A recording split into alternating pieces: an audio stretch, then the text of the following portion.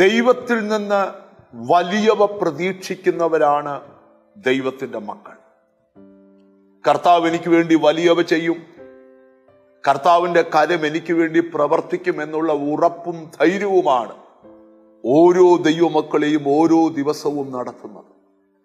ഇന്ന് ദൈവം നിങ്ങളോട് സംസാരിക്കുന്നത് യെശയ്യാ പ്രവാചകന്റെ പുസ്തകം 66-ാം അധ്യായത്തിന്റെ 14-ാമത്തെ വാക്യമാണ്. അത് കണ്ട് നിങ്ങളുടെ ഹൃദയം സന്തോഷിക്കും, നിങ്ങളുടെ അസ്ഥികൾ ഇളംപുല്ല് പോലെ തഴയ്ക്കും. ശാരീരികമായിട്ടുള്ള ചില ബലഹീനതകൾ മാറാൻ പോകുന്നു എന്നാണ് ഇന്നത്തെ സന്ദേശം. മനുഷ്യനെ ഏറ്റവും കൂടുതൽ ദണ്ഡിപ്പിക്കുന്ന രോഗങ്ങളും രോഗശക്തികളുമുണ്ട്. അതിനെയൊക്കെ അതിജീവിക്കുന്ന ഒരു ദൈവകൃപ ഈ ദിവസങ്ങളിൽ പകരാൻ പോവുക. പ്രത്യേകിച്ച് അസ്ഥി സംബന്ധമായ ചില രോഗങ്ങളെ ഈ ദിവസങ്ങളിൽ തൊടുവാൻ ദൈവം ആഗ്രഹിക്കുക. ചിലത് കണ്ടു നീ സന്തോഷിക്കും. ഒരിക്കലും സന്തോഷിക്കാൻ കഴിയത്തില്ലെന്ന് നീ ചിന്തിച്ച ചില വിഷയം നിനക്ക് കണ്ടു സന്തോഷിക്കത്തക്ക രീതിയിൽ നിന്റെ കുടുംബത്തിനൊരു അനുഗ്രഹമായിട്ട് വെളിപ്പെടാൻ പോവാം. അത് ഞാൻ ആത്മകണ്ണുകളിൽ കൂടെ കണ്ടുകൊണ്ടിരിക്കുക. പരാജയം പരാജയം എന്ന് പറഞ്ഞ് മനുഷ്യ മനസ്സുകളെ ദണ്ഡിപ്പിക്കുന്ന സാത്താന്യ കുതന്ത്രങ്ങളെ നിന്റെ ഹൃദയത്തിനകത്തുനിന്ന് വേരോടെ പിഴുതെറിഞ്ഞിട്ട് വേദപുസ്തകം വെളിപ്പെടുത്തുന്ന ആ സന്തോഷം കൊണ്ട് നിന്റെ അകത്തളങ്ങളെ നിറയ്ക്കുവാൻ ദൈവം ആഗ്രഹിക്കുക. എന്നിട്ട് അവിടെ എഴുതിയിരിക്കാം, നിന്റെ അസ്ഥികൾ. പലരും പറയാറുണ്ട്, അസ്ഥി സംബന്ധമായ പ്രശ്നമാണ് എനിക്ക് ഏറ്റവും കൂടുതൽ.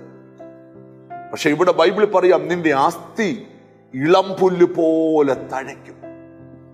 നഷ്ടപ്പെട്ട ആരോഗ്യം ഈ ദിവസങ്ങളിൽ തിരിച്ചു തരും. നിന്റെ ചില ബലഹീനതകളെ ദൈവം എടുത്തു മാറ്റാൻ പോകും. എന്നും രോഗിയാണെന്ന് കൂടെ വീട്ടിലുള്ളവരും സ്വന്തം മനസ്സിലും പറഞ്ഞുകൊണ്ടിരിക്കുമ്പോൾ ഇന്നതിനെ തിരിച്ചു പറയണം, അല്ല, എൻ്റെ അസ്ഥികളെ ദൈവം ഇളംപുല്ല് പോലെ തഴപ്പിക്കും.